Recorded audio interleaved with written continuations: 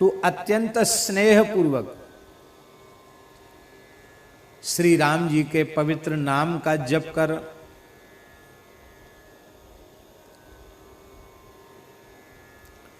पहले भी कई पदों में गोस्वामी जी महाराज कह चुके हैं, सानुराग राम राम जपो, अनुराग पूर्वक श्री राम नाम का जप करो। राम राम जप जी सदा सानुरागरे, अभी आप सुन के आए हैं पद।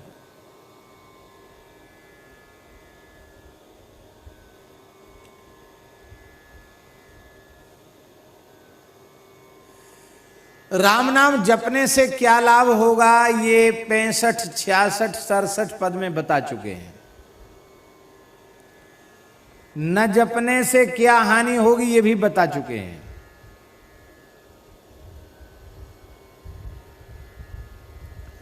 अब ऐसे पतित पावन महा महिमामय श्री राम नाम को तू अत्यंत स्नेह पूर्वक जप, प्रेम पूर्वक जप।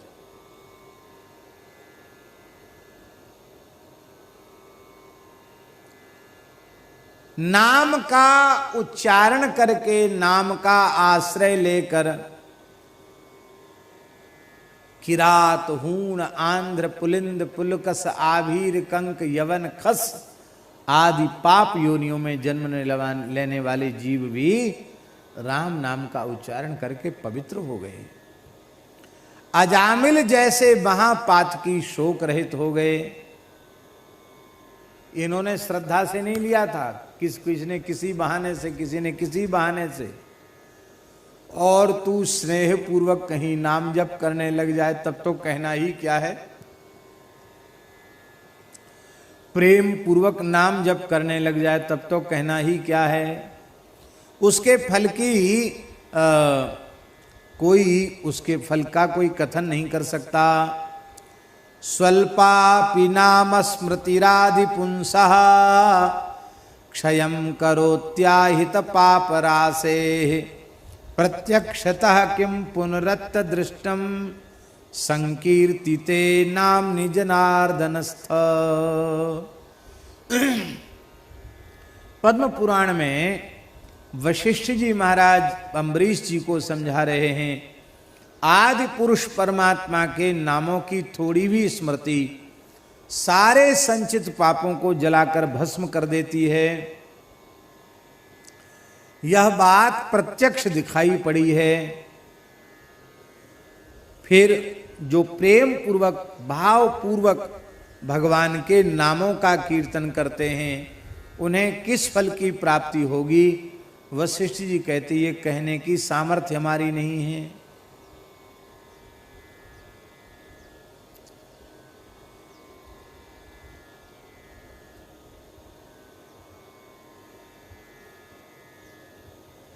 ये राम नाम क्या है? संबल निशंबल को, सखा असहाय को।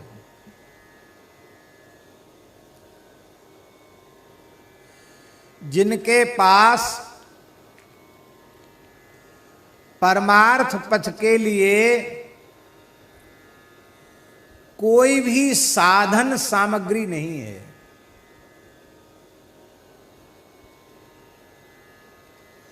आपको यहां से अयोध्या जी जाना है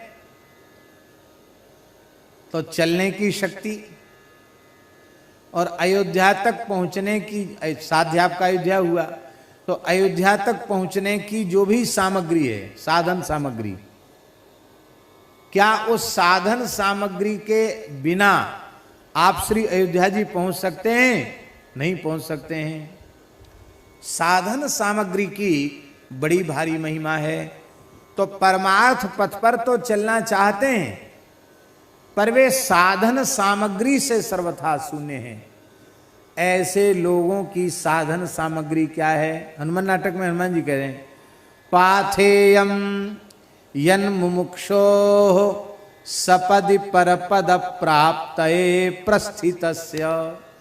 भगवान के चरणों तक जो पहुंचना चाहते हैं उनके लिए पाथेय है। पाथेय माने साधन है श्री राम नाम। बिना राम नाम के भगवान की सन्निधि में कोई नहीं पहुंच सकता।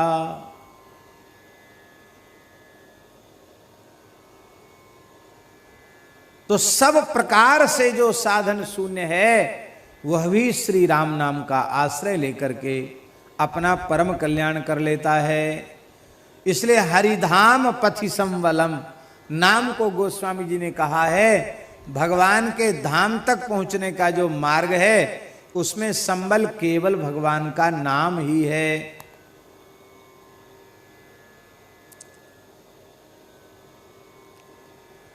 दूसरी बात क्या है, ये तो पारमार्थिक बात हुई। और लौकिक बात क्या हुई?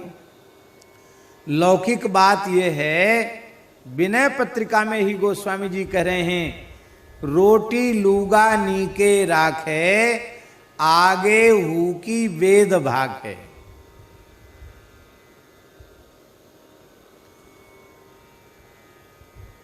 आप भगवान की शरण ग्रहण कर लो और उनके पवित्र नाम का आश्रय ले लो, फिर आप संसार का कोई काम कभी मत करो, सोचो भी मत।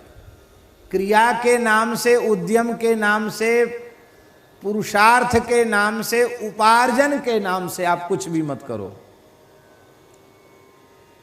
तो भी ठाकुर जी का ठेका है। क्या ठेका है?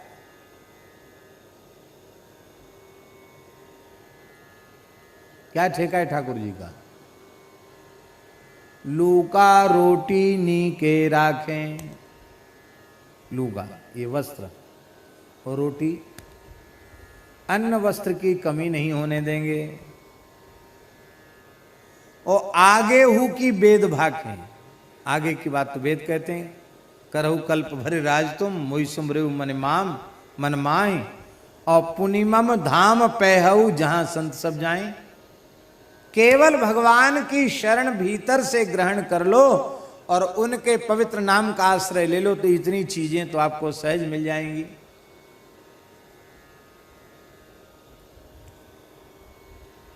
हमारे वृंदावन में एक बड़े वैराग्यवान अनुरागी नामनिष्ठ महापुरुष थे, परम पूज्य बाबा श्री चंद्रशेखर दास जी महाराज। भजन का साक्षात स्वरूप ही थे, बड़ा अद्भुत जीवन था उनका। दास पर भी उनकी अपार कृपा थी, बड़ा वात्सल्य था। पूज्य श्री चंद्रशेखर बाबा के पावन चरणों में हम प्रणाम करते हैं। बड़े उच्च कोटि के महात्मा थे। तो जब कभी हमें अवसर होता तो हम बाबा के पास जाते थे। बाबा याद भी करते रहते थे। कभी ज्यादा दिन हो जाते तो संदेश आ जाता था, वो क्यों नहीं आए। हम बाबा के पास जाते तो बाबा बोले देखो, पति जानता है कि मेरी ये पत्नी उत्तम पतिव्रता नहीं है, ये वो जानता है।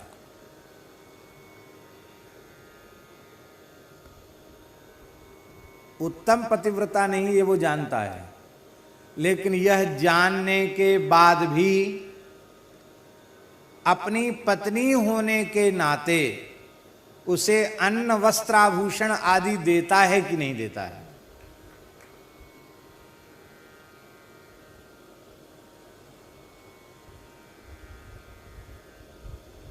वंचित क्यों नहीं करता? उसको कहना चाहिए कि भाई तुम सर्वोच्च पतिव्रता होती तो हम देते, तुम तो ऐसी हो, तुमको क्या दें। फिर भी देता है, जानता है इसका जैसा समर्पण होना चाहिए वैसा नहीं है, प्रेम भी नहीं है, फिर भी देता। क्यों देता है? क्योंकि भले ही पति जानता है कि इसका उत्तम समर्पण नहीं है, उत्तम पतिव्रता नहीं है, वो तो जानता है, लेकिन संसार में प्रसिद्धि यही होती है कि यह अमुक की पत्नी है। तो अब अमुक की पत्नी है तो भूखी प्यासी डोलेगी, उघारी डोलेगी, तो बदनामी कौन की होगी? किसकी बदनामी होगी? उसकी बदनामी नहीं होगी, पति की बदनामी होगी। अरे देखो बड़े भारी सेठ बनते, जमींदार बनते हैं, बड़े आदमी बनते हैं। देखो घरवाली की क्या हालत है, शरीर पर कपड़ा नहीं है इसके, हैं, आंतें सिकुड़ रही हैं, लगता भोजन भी नहीं मिलता इसको। तो ये बात कहकर बाबा रोने लगे और बाबा ने कहा उल्टा स्त्रियों के समान हम जीवों की दशा है।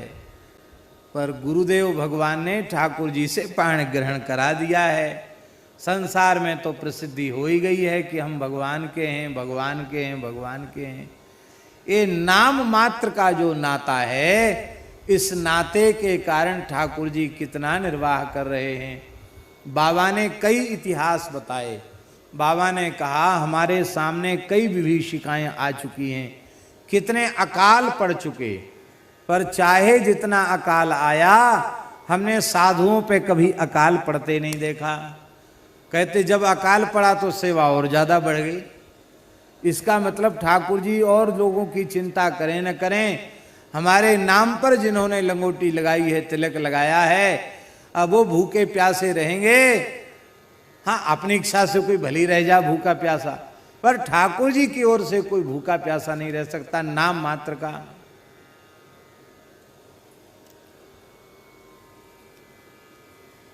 ये कोरोना बीमारी नहीं थी तो सब इधर उधर महात्मा लोग भी घूमते फिरते ज्यादा रहते थे, और ये बीमारी आई तो सब जो घूमने फिरने वाले थे वो भी स्थान में ही पहुंच गए। अब पहुंच गए तो रोज भी रसोई ठाकुर जी की ठीक ही बनती है, लेकिन जब सब वहां बैठ गए तो सब क्या करें, तो दो दो तीन तीन तरह के साग बन रहे हैं, चटनी बन रही है, पकौड़ी बन रही है, बढ़िया बढ़िया बनने लग गया। तो हमने कहा भैया सब दुनिया में लॉकडाउन हुआ, मलुक पीठ में तो लॉकडाउन क्या हुआ है, तो यहाँ के तो भाग्य ही खुल गए। अब सब साधु जुट गए रसोई बनाने में। आज हम ये बनाएंगे, आज हम ये बनाएंगे, बनाओ भैया, ठाकुर जी को प्रेम से भोग लगे, संत पावें।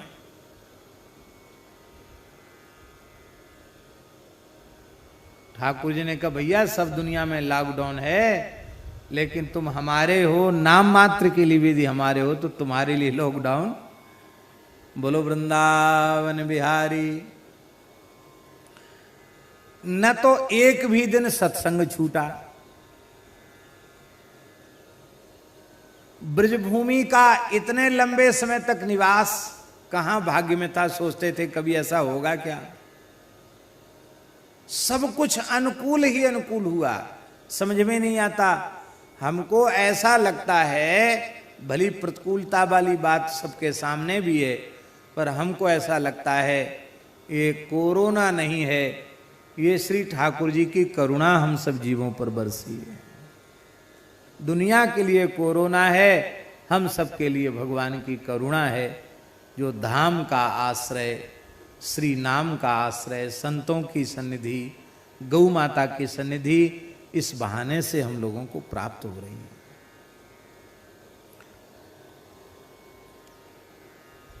तो जो सर्व साधन शून्य है, जो असहाय है, उसका सहायक राम नाम है। सखा असहाय को, असहाय का सखा राम नाम है। और कैसा है राम नाम, भाग्य है अभागे हु को, गुण गुणहीन को।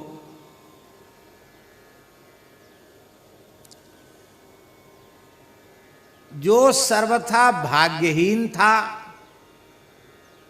संसार की दृष्टि में, अब हरि गुरु संतों की कृपा हो गई और श्री नाम की प्राप्ति हो गई और नाम का आश्रय उसने ले लिया, तो महाराज सारा संसार जिसे भाग्यहीन कहता था, अब लोग कहते हैं भैया इससे बड़ा भाग्यशाली और कोई दूसरा नहीं है। फिर ऐश्वर्य उसके पीछे पीछे चलता है, उसको ऐश्वर्य के पीछे नहीं जाना पड़ता है।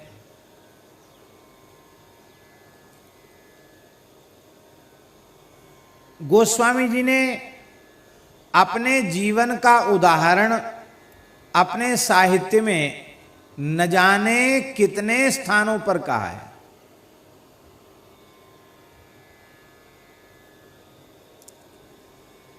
विनय पत्रिका में एक जगह गोस्वामी जी कहते हैं, चाटत रहो स्वान पातर ज्यों, कबहू न पेट भरो, सोहो चाखत नाम सुधारस, पेखत पर सुधरो, भरोसो जाहि दूसरो सो करो, मोको तो राम को नाम काम तरु, कली कल्याण फरो। जब मैं राम नाम से विमुख हो गया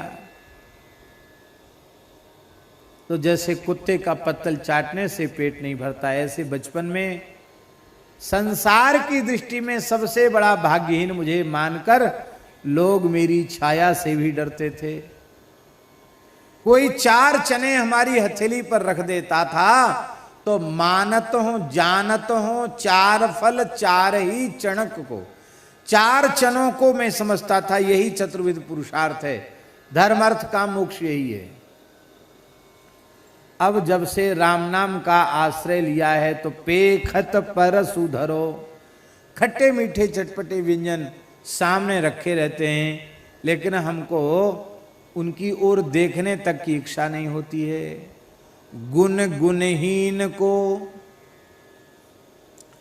जो समस्त गुणों से हीन है, न विद्या है, न चातुरी है, न गान है, न कारीगरी है, कुछ नहीं है, गुण नाम की कोई चीज उनके पास नहीं है, पर वे अनन्य भाव से राम नाम के आश्रित हैं तो सारे सद्गुण उनमें अपने आप प्रकट हो जाते हैं। सारी भाषाएं, सारे ज्ञान, सारी विद्याएं भगवान नाम से प्रकट हो जाती हैं। श्री गोकुल भवन वाले परमहंस जी महाराज की घटना, परमहंस जी महाराज कि कोई विदेशी आदमी आया था, शायद जर्मन का आदमी आया था, अब वो कुछ साधन की बात पूछना चाहता था। अब श्री गोकुल भवन में कोई ऐसा अंग्रेजी पढ़ा लिखा नहीं जो उसकी बात समझे। वो महाराज जी के पास पहुंच गया, महाराज जी कोठरी बंद कर दिए और उसकी भाषा में उसको सब बात समझा दी। लो, अब महाराज जी कितना दर्जा पढ़े थे बचपन में? थोड़ा बहुत, 2 दर्जा। महाराज जी 2 दर्जा पढ़े थे बचपन में। पूज्य श्री परमहंस जी गोकुल भवन वाले महाराज जी 2 दर्जा पढ़े थे और जर्मन के व्यक्ति को जर्मनी भाषा में बोलकर उसकी जिज्ञासाओं का समाधान कर दिया। गुण गुणहीन को कोई गुण नहीं, कोई विद्या नहीं, पर राम नाम है तो सारे गुण, सारी विद्याएं अपने आप आ जाएंगी।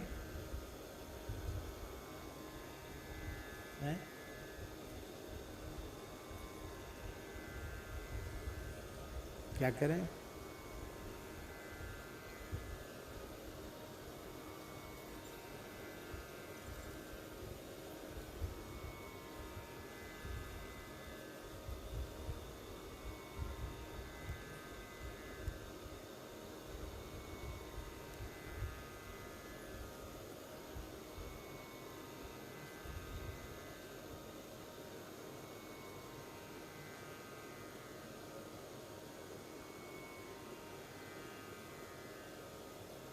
श्री वृंदावन बिहारी लाल की जय।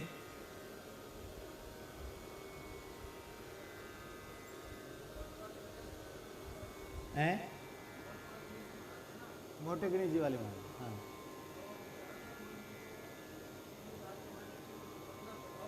जी जी।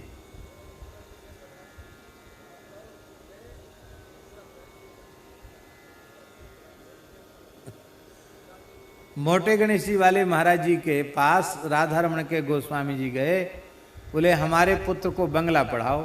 महाराज जी बोले हम तो बंगला पढ़े हुए नहीं। बोले जबरदस्ती उन्होंने, नहीं आप तो पढ़ाइए। तो महाराज जी बंगला पढ़े नहीं तो खूब बढ़िया से उनको बंगला पढ़ा दिया। तो भगवान के भक्त के भीतर सारे गुण। एक घटना और है पूज्य गुरुदेव भक्तमाली जी की। पंडित श्री जगन्नाथ प्रसाद भक्तमाली जी के दौहित्र, उनके पुत्र, शायद बड़े बाले के लाल जी का, उनका पाटी पूजन था। तो अभी पंडित जी का उत्सव आने वाला है, ये तृतीया से, तृतीया चतुर्थी पंचमी, 3 दिन का उत्सव होता पंडित जी का। आज प्रतिपदा का अक्षय है, आज प्रतिपदा समझो, अमावस्या है, कल द्वितीया है, परसों से 21, 22, 23 3 दिन का उत्सव है पंडित जी महाराज का उत्सव। तो ऋषि पंचमी की तिथि की बात है। ऋषि पंचमी जो पंडित जी के निकुंज गमन की तिथि है, उस तिथि पर ही पाटी पूजन उस बालक का हुआ। तो पूज्य बक्सर वाले श्री नारायण दास जी भक्तमाली जी मामा जी महाराज ने पूज्य गुरुदेव भक्तमाली जी से आग्रह किया कि सरकार आप अपने हाथ से पहले इस पाटी पर कुछ लिख दें, बालक के हाथ से लिखवा दें तो हो जाएगा पाटी पूजन, हो तो क्या है। तो महाराज जी ने राधा ये लिखवाया, उस पे पाटी पर राधा लिखा। बालक क्या से लिखवाया, फिर पता नहीं महाराज जी के मन में क्या आया कि वे कई भाषाओं में राधा राधा लिखने लग गए। ऐसे लिखने लगे जैसे उनको वो भाषाएं, कोई पढ़ना भले आता, लिखना तो सबको नहीं आता, पर महाराज जी ने राधा देवनागरी लिपि में लिखने के बाद उर्दू में लिख दिया राधा। उर्दू तो खैर चलो वो पढ़े थे, 4 दर्जा पढ़े थे उर्दू, तो उर्दू के अक्षर लिखना जानते, उर्दू में लिख दिया राधा। मामा जी पूछ रहे ये क्या, बोले वो उर्दू में लिखा राधा, श्री राधा। फिर बंगला में लिखा, चलो बंगला भी महाराज जी चलो पहचानते थे, पढ़े थे। उड़िया में लिखा, तमिल में लिखा, तेलुगु में लिखा, कन्नड़ में लिखा, मलयालम में लिखा। सारी भाषाओं में, भारतवर्ष की जितनी लिपियां, जितनी भाषाएं, तुरंत फटाफट लिखते चले गए। सारी भाषाओं में श्री राधा श्री राधा श्री राधा लिखते चले गए। और सबसे नीचे अंग्रेजी में लिखा श्री राधा। लो, अंग्रेजी तो बिल्कुल पढ़े ही नहीं थे महाराज जी, अंग्रेजी में लिखा श्री राधा। अब मामा जी चश्मा लगाए ऐसे देख रहे थे, सब आश्चर्यचकित पड़ गए, इतनी भाषाओं में राधा राधा कैसे लिखे, इतने जल्दी जल्दी कैसे लिख दिया। तो मामा जी ने कहा सरकार इतनी भाषाएं लिखने पढ़ने का अभ्यास कब किया, ये पूछा। तो महाराज जी कुछ बोले नहीं, मुस्कुराए, अपने गमछा से जितनी भाषाओं में लिखा था सबको पोंछ दिया, ऊपर खाली जो राधा लिखा था वो रहने दिया, बाकी सबको मिटा दिया। आशय क्या हुआ, सारी विद्याएं, सारी कलाएं, सारी भाषाएं जहां से प्रकट होती हैं, वे जब हृदय में विराज गए हैं, उनका नाम हृदय में विराजमान हो गया है, तो कौन सी विद्या, कौन सी कला ऐसी है जो भगवत भक्त के निकट ना आ जाए, हरिनाम निष्ठ के निकट ना आ जाए। श्री कबीरदास जी महाराज पढ़े लिखे नहीं थे, यही बात प्रसिद्ध है, कबीरदास जी पढ़े लिखे नहीं थे। आप लोग कहेंगे कैसे, कबीरदास जी ने खुद कहा, मसी कागज छुओ नहीं, कलम गही नहीं हाथ। कागज तो कभी छुआ नहीं, कलम दबात कभी पकड़ी नहीं, पढ़े लिखे तो थे ही नहीं कबीरदास जी महाराज। और श्री कबीरदास जी के साहित्य पर न जाने कितने लोग पीएचडी कर चुके हैं, डीलिट पीएचडी कबीर जी के साहित्य पर लोग कर चुके हैं, शोध कर चुके हैं, फिर भी लोग तमाम कबीरदास जी की साखियों का अर्थ ही नहीं लगा पाते। ऐसी विचित्र का साखियां हैं उनकी। एक बहुत बड़े विद्वान आए, विश्वविद्यालय में थे विभागाध्यक्ष, खाक चौक में पूज्य पहाड़ी बाबा के पास आए, लोगों ने परिचय दिया, महाराज बहुत बड़े विद्वान हैं, पीएचडी डीलिट हैं। महाराज बोले क्या होता है पीएचडी डीलिट, उनको समझाया ऐसे ऐसे होता। अच्छा आपने किस विषय के ऊपर लिखा है, ग्रंथ लिखा, ग्रंथ लिखा, बोले हाँ ग्रंथ लिखा। बोले हमने कबीरदास जी के बीजक के ऊपर शोध किया। अच्छा बहुत अच्छी बात, वाह। चर्चा चलने लगी। महाराज जी बोले कबीरदास जी की एक वाणी का अर्थ हमको समझाओ। ऐसे हंस के बोले, दास कबीर की उल्टी बाणी, बरसे कंबल भीजे पानी। बताओ क्या अर्थ है। वो महाराज जिसने शोध प्रबंध लिखा था वो चकरा गया, बोला ये कहाँ है। महाराज बोले बीजक में ही है ये। बोले सधुक्कड़ी भाषा होती है। अब साधुओं का सधुक्कड़ी भाषा में क्या कहने का आशय है, मुहावरे होते हैं, ये होता है, इधर उधर की बातें हाँकता रहा, संतुष्ट नहीं कर पाए महाराज जी। महाराज जी बोले तुमने अर्थ तो बताया नहीं, इधर उधर की बातें कर रहे हो, अर्थ तो बताया नहीं। तो बोले महाराज सोच के बताएंगे। सोच के बताना। तो जहां रुके थे बोले हम सवेरे आएंगे। माने कि ठीक है। वो सवेरे आए नहीं, चले गए। कहा कहाँ गए भाई? बोले वो आएंगे नहीं, वो चले गए। क्यों? अर्थ लगा ही नहीं उनको।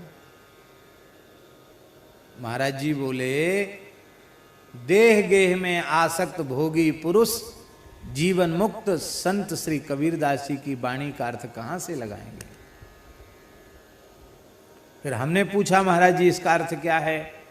बरसे कंबल भीजे पानी। तो महाराज जी ने हमको अर्थ समझाया, ये अर्थ है इसका, बरसे कंबल भीजे पानी।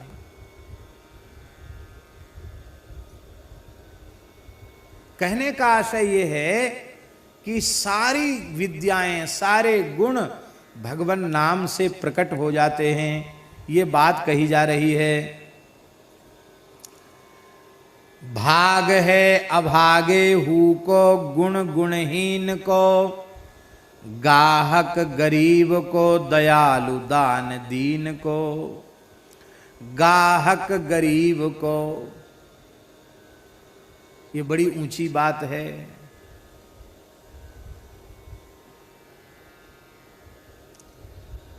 राम नाम अमीरों का गाहक नहीं है, ये गरीबों का गाहक है, दीनहीन का गाहक है। इसका मतलब क्या है? जो बहुत बड़े विद्वान, बहुत बड़े बुद्धिमान, बहुत बड़े पद प्रतिष्ठा वाले, धनवान, ऐश्वर्यवान होते हैं, वे तो राम नाम में, कृष्ण नाम, हरि नाम में उनका प्रेम ही नहीं जगता। वो तो ब्रह्म ज्ञान से नीचे नहीं उतरेंगे। उनको राम नाम कृष्ण नाम से क्या लेना देना? राम नाम तो गरीब का ग्राहक है। माने अमीर धनी पुरुष बड़ी प्रतिष्ठा वाले लोग, उनका मन भगवान नाम में लगता नहीं है। गरीबों का मन भगवान के नाम में लगता है। जितना अकिंचन होगा उतना अधिक भगवान के नाम में उसका मन लगने लग जाएगा। कुछ भी मत रखो, फिर देखो कितना नाम में मन लगता है। सारे संसार के संग्रह परिग्रह से मुक्त हो जाओ, फिर देखो कैसे नाम में मन नहीं लगता। अहरनिश नाम में मन लग जाएगा।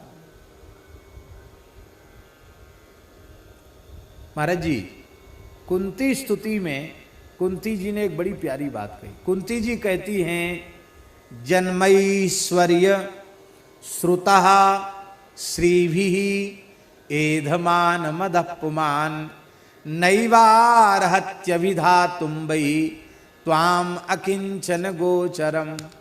कुंती माता कह रही हैं भगवान श्री कृष्ण से, हे नाथ, उत्तम कुल में जन्म के कारण, ऐश्वर्य के कारण, शास्त्र ज्ञान के कारण, हाँ, जिनका अहंकार बढ़ा हुआ है, ऊंचे कुल में जन्म, पद प्रतिष्ठा, ऐश्वर्य, इनके कारण जिनका अहंकार बढ़ा हुआ है, उनकी जिह्वा पर आपके पवित्र नाम का प्राकट्य हो ही नहीं सकता। उनकी जिह्वा पर आपका नाम प्रकट नहीं होता, वे आपका नाम नहीं ले सकते। नैवार हत्य विधातुं वै, आपके नाम का उच्चारण नहीं कर सकते। क्यों? बोले त्वाम अकिंचन गोचरम, आप अकिंचन गोचर हैं। और इन जन्म ऐश्वर्य श्रुत आदि से संपन्न लोगों में अकिंचनता का भाव रहता नहीं। अकिंचनता माने क्या है? अ माने नहीं, किंचन माने कुछ भी। जीवन में अपना कहलाने के लिए जिसके पास कुछ भी न बचे, उसे अकिंचन कहते हैं। भले ही हम लोगों की समझ में ना आवे, पर सच्ची बात और पक्की बात यही है कि भगवान की सबसे भारी कृपा होती है तब गरीबी आती है।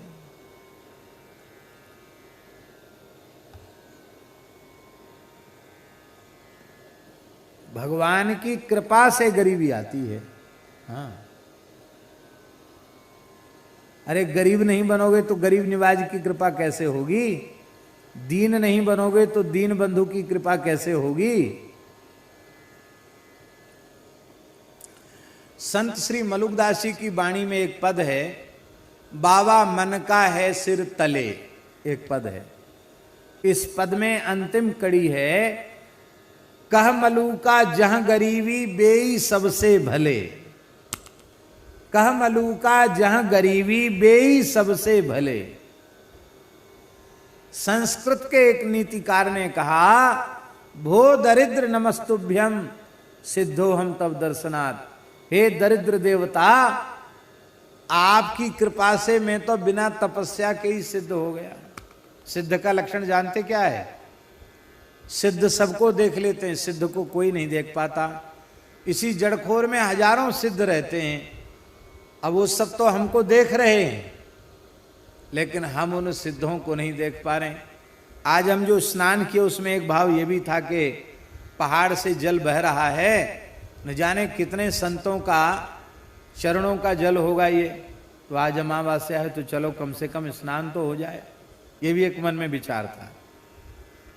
भले हम नहीं देख पा रहे उन संतों को, पर इन्हीं पर्वत मालाओं में वे संत भजन कर रहे हैं, तो उनके शरीर को छूकर जो हवा चल रही है, वो हवा तो हमको लग रही है कि नहीं, उसका लाभ हमें मिलेगा। इनके चलने फिरने पर जो रज उड़ रही है, वो रज हमारे पर पड़ रही है। इसी जंगल का जल उनके चरणों को छू करके आ रहा है, उसका स्पर्श हो रहा है, ये लाभ है। तो सिद्ध सबको देख लेते, पर सिद्धों को कोई नहीं देख पाता। माने वो संस्कृतज्ञ पंडित ये कह रहे हैं कि दरिद्र को कोई नहीं देखता, दरिद्र सबकी ओर देखता है, पर दरिद्र की ओर कोई नहीं देखता। तो हम तो बिना तपस्या के ही सिद्ध हो गए, हम सबको देख रहे हैं, हमें कोई नहीं देख रहा है। बोलो भक्त वत्सल भगवान की जय।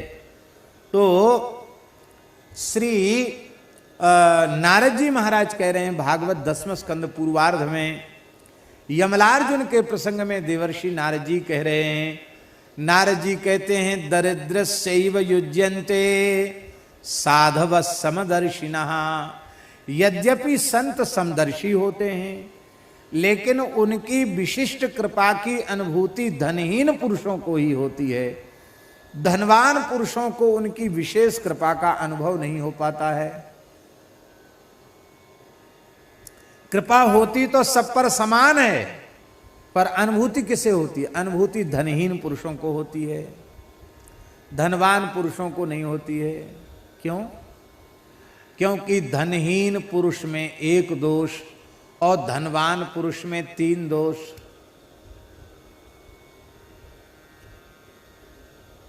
तीन दोष कौन कौन है? धनाभिमान, एक तो धन का दोष, एते पंचदशा अनर्था, 15 प्रकार के अनर्थ, वो 15 न लेकर एक ही, धन के सारे दोष। एक धनाभिमान का दोष, एक धन का दोष और एक धनाभिमान का दोष। मैं ऐसा वैसा नहीं हूं। लोग कहते हैं क्या समझ रखा है, खड़े बाजार में खरीद लूंगा। लो साहब, ये है धनाभिमान।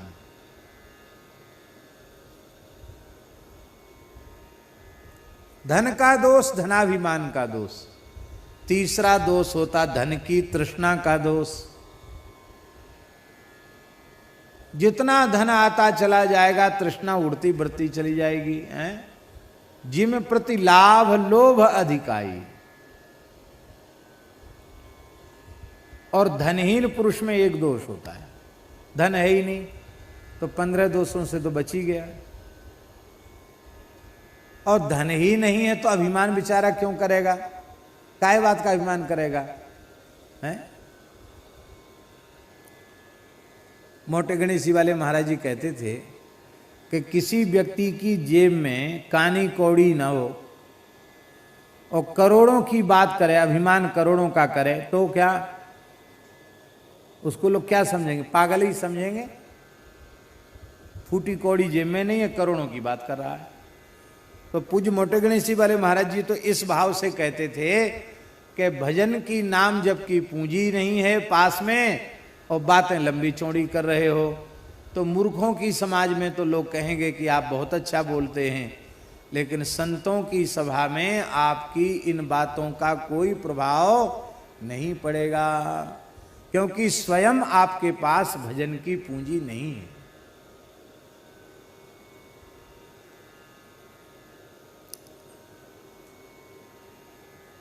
तो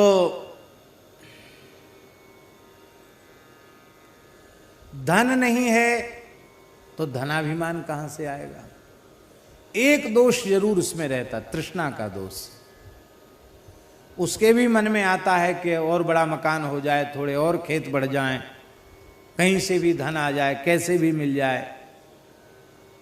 और कहीं कुसंग में पड़ गया तो लॉटरी के चक्कर में पड़ जाएगा, लॉटरी लगाने लग जाएगा, चाहे और भी उठपटांग उपाय से धन चाहेगा। उसकी इच्छा तो होती कि हमारे पास भी धन आवे। अब पता नहीं वो पहले पुरानी सत्यनारायण कथा पुस्तक चलती थी, तो उसमें कुछ हिंदी की टीका में कुछ दोहा चौपाई वगैरह भी लिखी रहती थी उसमें। तो एक हमको याद है, उस संस्कृत तो नहीं है शुद्ध, लेकिन वो याद आ गई तो बोल देते हैं। टका धर्मम टका कर्मम टका ही परमम तपः यस्य गेहे टका नास्ति हा टका टक टकायते है। पुरानी एक सत्यनारायण कथा की पोथी में है ये, हा टका टक टकायते। टका के लिए टकटकी लगा कर देखता, ये बेचारे में दोष होता है, हा टका टक टकायते।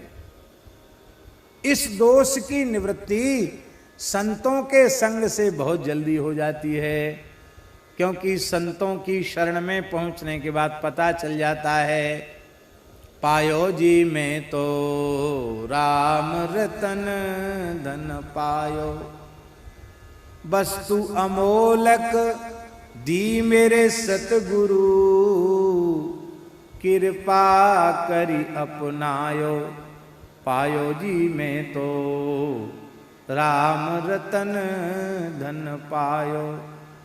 खर्चे न खूटे चोर नहीं लूटे, दिन दिन बढ़त सवायो।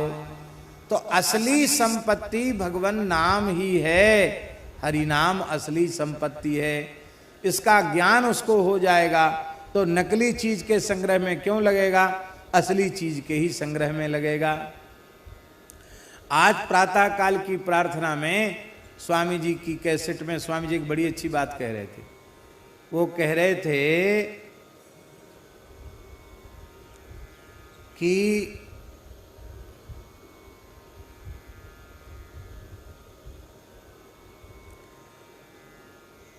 किसी मनुष्य की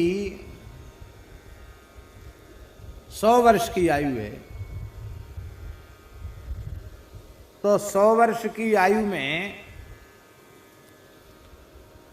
उसकी आयु 50 साल उसके हो गए, तो 50 साल का वो नहीं हुआ,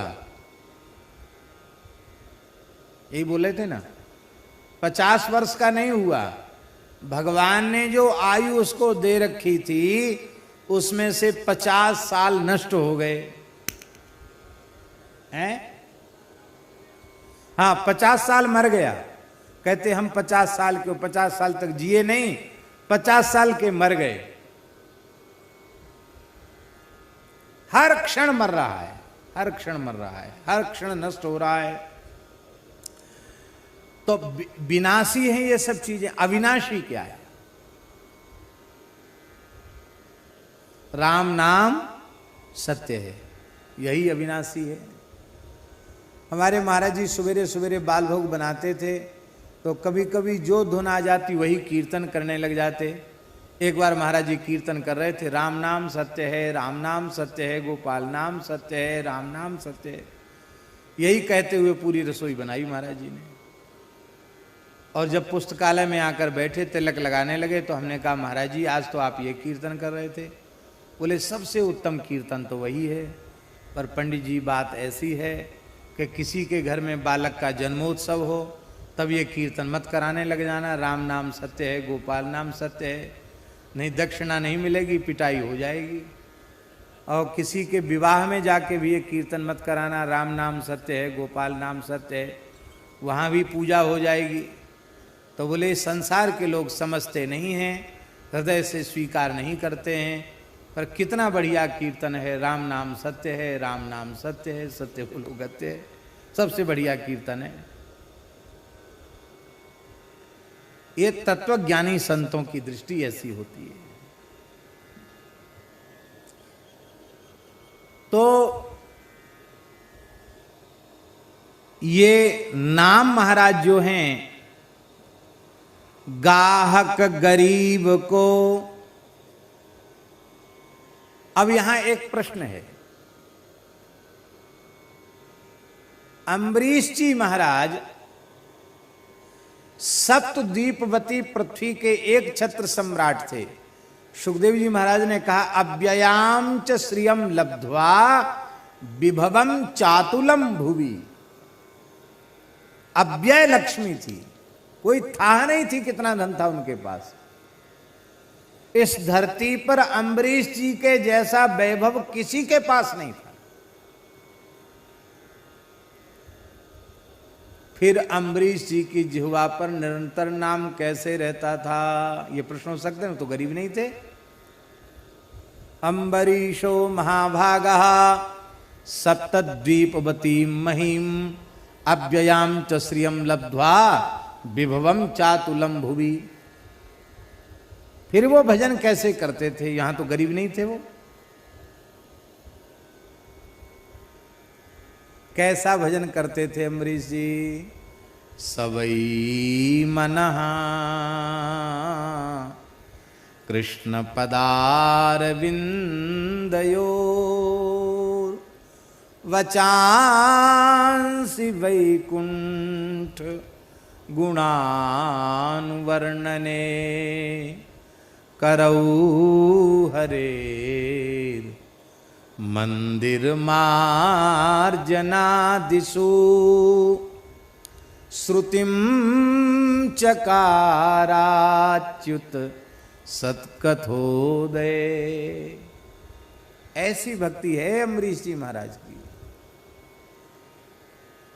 उनकी वाणियां वचांसी, बहुवचन है महाराज, वचः वचसी वचांसी, भगवान के गुणानुवाद के वर्णन में उनकी समस्त वाणियां, माने परापश्यंती मध्यमा वैखरी, चारों वाणियों से भगवत गुणगान करते थे। चारों में भगवान नाम व्याप्त रहता था। ऐसे अम्बरीश जी महाराज अपनी समस्त इंद्रियों से इंद्रियों के अधीश्वर भगवान की सेवा करते। इसका आशय क्या है? इसका आशय यह है कि इतने बड़े श्री संपन्न होकर भी वे अपने को श्री संपन्न नहीं मानते थे। क्यों? बोले वासुदेवे भगवती तद भक्तेषु च साधुषु प्राप्तो भावम परम विश्वम ये नेदम लोष्टवत् स्मृतम। भगवान और भगवान के भक्तों में, संतों में ऐसा प्रेम बढ़ गया था अम्बरीश जी को कि सारे संसार की संपत्ति मिट्टी के ढेले के जैसी व्यर्थ दिखाई पड़ती थी। इसका आशय यह है कि राम नाम का आश्रय जिन्हें प्राप्त होता है वे सारे संसार के वैभव से युक्त होकर भी उससे मुक्त रहते हैं, क्योंकि उसके प्रति उनका राग नहीं होता है। तम मैंने स्वप्न संस्तुतम, जैसे स्वप्न के पदार्थ कल्पित हैं, मिथ्या हैं, ऐसे ही संसार के पदार्थों को स्वप्न के समान वे देखते हैं। इसलिए उनकी भक्ति प्रभावित होती नहीं है। इसका मतलब है अकिंचन दो प्रकार के होते हैं, एक सुदामा जी के जैसे अकिंचन जिनके पास कुछ है ही नहीं, और एक अम्बरीश जी की कोटि के अकिंचन जिनके पास सब कुछ है पर अपना कहलाने के लिए केवल ठाकुर जी श्री जी हैं। ये एक अकिंचनता का भाव। ये इसलिए परम अकिंचन प्रिय हरि केरे ताते कहीं संत सुखटे संत श्रुति टेरे। संत और श्रुति टेर करके कहते हैं दयाल दान दीन को, ये दीनों को देने वाले हैं। जो संपत्ति शिव रावण ही दीन दिए 10 मात, सोई संपदा विभीषण ही सकुचि दीन रघुनाथ। अस प्रभु छाड़ी भजहि जे आना, ते नर पशु बिन पूछ विषाणा। ऐसे भगवान को छोड़ करके जो किसी दूसरे का आश्रय लेते हैं वे तो बिना सींग पूंछ के पशु हैं। और कैसा है राम नाम? सब राम नाम के विशेषण है महाराज जी। कुल अकुलीन को सुनियो है वेद साखी है। कहते वेद साक्षी हैं, वेद भगवान प्रमाण हैं। अंत्यज कुल में उत्पन्न होने वाला व्यक्ति भी राम नाम का आश्रय ले ले तो बड़े से बड़े कुलीनों के द्वारा भी वह पूजनीय हो जाता है।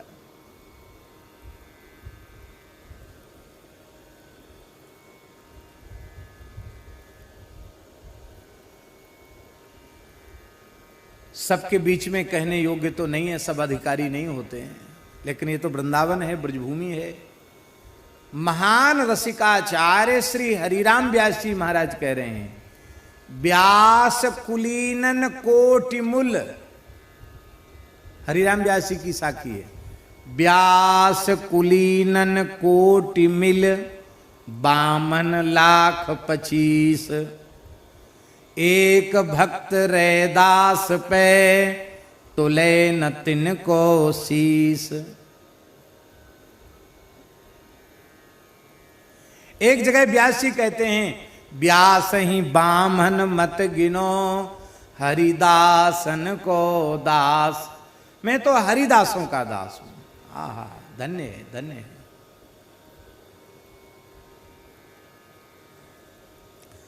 एक दक्षिण भारत की घटना सुना दें। दक्षिण भारत में श्रौत यज्ञ कर रहे थे दाक्षिणात्य ब्राह्मण। अग्निहोत्री ब्राह्मण ही श्रौत यज्ञ कर सकते हैं, सब श्रौत यज्ञ कर रहे थे। उसमें स्वाहाकार का प्रयोग नहीं होता, वषटकार का प्रयोग होता है। तो एक भक्त थे महाराज जी, वो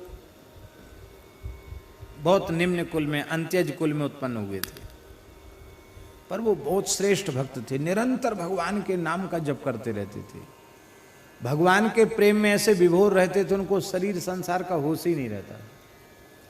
तो वे स्वाभाविक रूप से वहां से निकलते हुए, चलते हुए जा रहे थे। तो ब्राह्मणों ने देखा कि ये अंत्यज है, यहां से निकल रहा है। वेद उन्होंने बोलना बंद कर दिया। उन्होंने कोई गलती नहीं की थी, उन्होंने तो शास्त्र की विधि का ही पालन किया। बंद कर दिया वेद पाठ, वेद बोलना बंद कर, वेद का उच्चारण बंद कर दिया। और भक्त तो आगे बढ़ गए, पर भक्तापराध कितना भयंकर होता है। उन सभी ब्राह्मणों को वेद विस्मृत हो गया, भूल गया वेद। अब वो संध्योपासन के मंत्र भी एक दूसरे से पूछें तो सबको गायब। सब जैसे फ्यूज उड़ जाता ना बल्ब का, तो लाइट बुझ जाती, फ्यूज उड़ गया। ऐसी सबके दिमाग का फ्यूज उड़ गया। 24 अक्षर की गायत्री भी कंठस्थ नहीं रहेगी, सब एकदम जड़ हो गए। अब विचार करने लगे आखिर हुआ क्या। हम लोग अपनी अपनी शाखाओं के वेद, वेदांग के सहित हमें कंठस्थ हैं, बड़े बड़े विद्वान, ये सब हुआ क्या। विचार करने लगे कि आखिर ऐसा क्या अपराध बना, एक साथ सबकी बुद्धि विद्या कहाँ चली गई। अब हमें तो संध्या तक के मंत्र भूल गए, हमारे तो धर्म कर्म सबका लोप हो गया, यज्ञ भी पूरा नहीं होगा, अब क्या होगा। उनके मन में आया कि कहीं हो ना हो, इसको देखकर हम लोगों ने बोलना बंद किया था। ये सुनते हैं कि भगवान का भक्त है रंगनाथ जी का, कहीं ऐसा तो नहीं इस भक्त के प्रति ये भाव आने से ऐसा हुआ हो सकता है ऐसा हो, ऐसा उनके मन में आया। तो चलो भाई खोजो उसको। तो चल पड़े उस दिशा में जिधर की ओर वो गए थे। वो अपने आराम से जा रहे थे। उन ब्राह्मणों ने बोला, ए महाराज सुनो सुनो सुनो, ठहरो ठहरो, ठहर गए। ब्राह्मणों ने कहा, महाराज हमारा वेद भूल गया है, हमारे धर्म कर्म का लोप हो रहा है, आप हमारे धर्म कर्म को बचाओ। ब्राह्मणों को देख करके वे भक्त तो भगवान के प्रेम में विभोर थे। बोले, वाह, हम तो आपसे बात करने योग्य नहीं हैं, आप हमारा मुंह देखने के लायक हम नहीं हैं, और आप इतने ब्राह्मणों ने कृपा की है। ब्राह्मण तो भगवान का स्वरूप होता है। साष्टांग लौट के धरती पर उन्होंने प्रणाम किया। बोले, महाराज क्या बात है, आप सब क्यों कष्ट किए हो? बोले, महाराज क्या बता मैं, हमारा सबका वेद भूल गया। तो हमने तो देखा तक नहीं कि यहाँ कुछ हो रहा है, कोई बैठा है, हम तो अपने मस्ती में चले गए, हमने नहीं देखा आप लोगों की ओर। पर यदि आप लोगों के मन में ऐसा आता है कि हमारे प्रति हीन बुद्धि करने से आपको वेद भूल गया है, तो हम भगवान से प्रार्थना करते हैं आप सबको वेद की पुनः स्मृति हो आवे। नहीं भाई, फिर भी। तब उन्होंने कहा कि भगवान के नाम की ऐसी महिमा है कि संपूर्ण वेद मेरे भीतर प्रकाशित हो रहे हैं, लेकिन शास्त्र की मर्यादा के कारण हम आपको उपदेश नहीं कर सकते, पर संकेत जरूर करेंगे। तो वो जो मंत्र आगे था ना, उस मंत्र के आरंभ में ब्रीही शब्द था। क्या शब्द था? ब्रीही। और ब्रीही माने होता है धान्य। तो धान के खेत की मेड़ पर वो खड़े थे, उन्होंने एक मुट्ठी ब्रीही उखाड़ कर जैसी ब्राह्मणों को दिखाई, ब्राह्मणों को विस्मृत वेद की पुनः स्मृति हो आई, और वे वेद पाठ करते करते अपनी यज्ञशाला में लौट आए। ये है नाम की महिमा।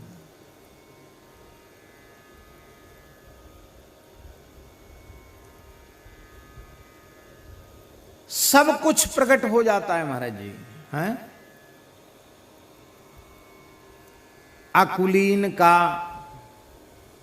कुल राम नाम है। देवहूति माता क्या कह रही है?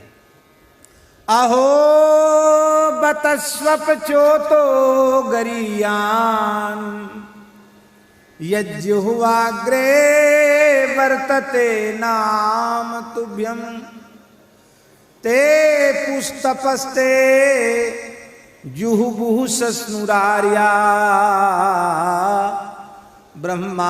ब्रह्मानुचुर्नाम गृणन्त्येते। वह चांडाल के कुल में जन्म लेने वाले भी श्रेष्ठ हैं, जिनके जिह्वा के अग्रभाग पर आपके पवित्र नाम का नृत्य होता रहता है। ते पुहु तपहा, जिसने आपके नामों का कीर्तन कर लिया, भले ही वह नीच कुल में उत्पन्न हुआ है, उसकी कोई तपस्या बाकी नहीं, सारी तपस्या हो गई। जुहुबुहु, संपूर्ण यज्ञों में आहुति हो गई उसके द्वारा। सस्नु, चारों वे संपूर्ण तीर्थों में स्नान हो गया उसका। ब्रह्मान ऊचुहु, चारों वेदों का मूल पारायण उसके द्वारा संपन्न हो गया। किसके द्वारा? नाम गृणन्त्येते, जो आपके नाम का गृणन्ति माने कीर्तयन्ति, आपके नामों का कीर्तन करते हैं, उनका कोई भी शुभ कर्म बकाया नहीं है। राम जी के चरित्र में ही देख लीजिए महाराज जी, निषाद कोई कुलीन नहीं होता है। निषाद, सबरी, स्वपच, ये सब अकुलीन ही थे, लेकिन राम जी के नाम की महिमा से सब परम पवित्र हो गए। लोक वेद सब भांति ही नीचा, जासु छायल छुई ले सींचा, तेहि भरी अंक राम लघु भ्राता, मिलत पुलक परिपूरित गाता।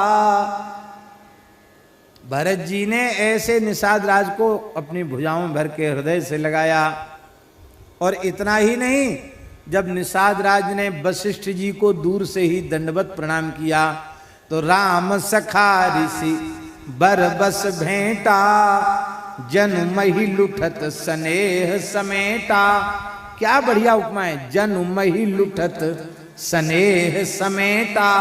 जैसे भूमि पर स्नेह लौट रहा हो, प्रेम लौट रहा हो, प्रेम की रास पड़ी हो और प्रेम को उठा लिया गया हो। क्यों? क्योंकि ये कितना भाग्यशाली है, रघुनाथ जी ने अपनी भुजाओं में भरकर इसको हृदय से लगाया है। तो वशिष्ठ से बड़ा कोई कुलीन नहीं और निषाद जैसा अकुलीन, पर वशिष्ठ जी ने भी उसको हृदय से लगा लिया। ये किसकी महिमा है? ये श्री राम नाम की महिमा है। ये कुलीन के भाग्य में भी जो सम्मान दुर्लभ है, वह सम्मान अकुलीन को मिल गया। ये है राम नाम, अकुलीन का कुल है। यही सम निपट नीच को नाही, बड़ वशिष्ठ सम को जगमाए। लेकिन आज वह धन्य हो गया शबरी जी। अधम जाति में जड़मति नारी भारी, जातिहीन अघ जन्म इत्यादि प्रकार से। पर ऐसी सबरी के यहां भगवान स्वयं चल करके गए, ऋषि स्थान बिसराए। ऋषियों के यहां पहले नहीं गए, पहले सबरी के यहां गए। सबरी के आतिथ्य को भगवान ने स्वीकार किया, और स्वीकार ही नहीं किया, सबरी की चरण रज से अशुद्ध सरोवर के जल को शुद्ध करा के भक्ता सबरी की महिमा को सर्वोच्च रूप में प्रस्तुत किया, प्रमाणित किया। जैमिनी अश्वमेध पर्व में वर्णन है महाभारत के, स्वपच कुल में उत्पन्न वाल्मीकि नाम के भक्त, उनके भोजन करने से धर्मराज युधिष्ठिर का यज्ञ पूर्ण हुआ। ये है अकुलीन का भी कुल है श्री राम नाम। कुल अकुलीन को सुनियो है वेद, साखी है वेद, साखी है।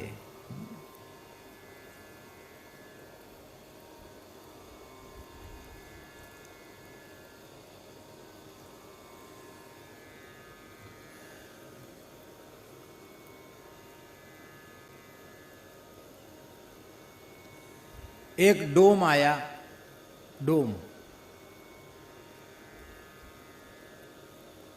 दर्शन करते हुए आया, अयोध्या से आया था।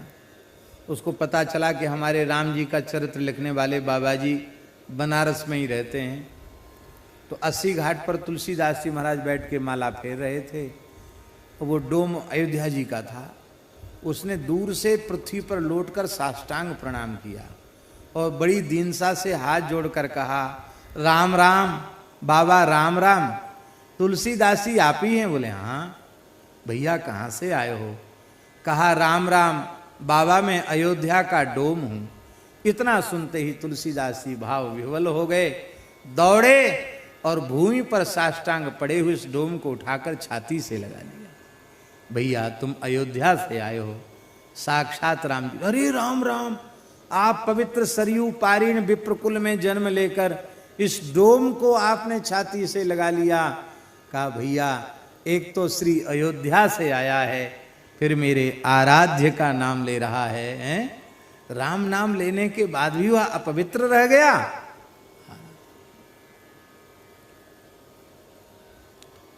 हम लोग खेड़ापा धाम में थे, आचार्य चरण का चरित्र, श्री रामदास जी महाराज की वाणी, श्री दयालदास जी महाराज की वाणी, और उस परंपरा का जो साहित्य है, क्या अद्भुत महाराज। किसी पवित्र विप्रकुल में जन्म हुआ था उनका, लेकिन कैसा अद्भुत जीवन।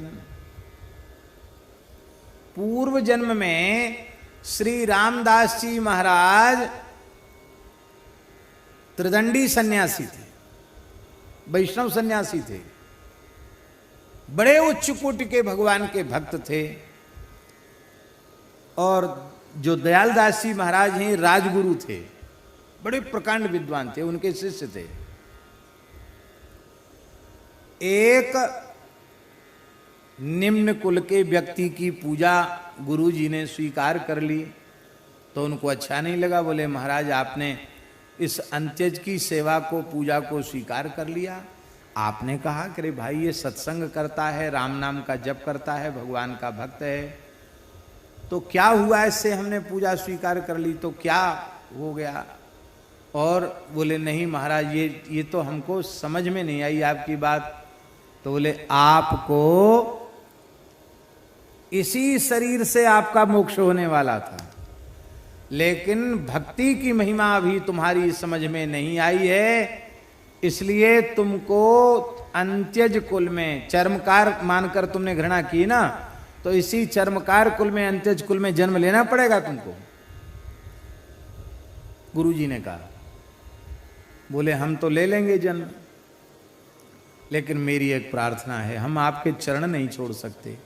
हमारा जन्म आपके ही द्वारा हो, आप ही मेरे पिता बने और आप ही मेरे गुरु बने।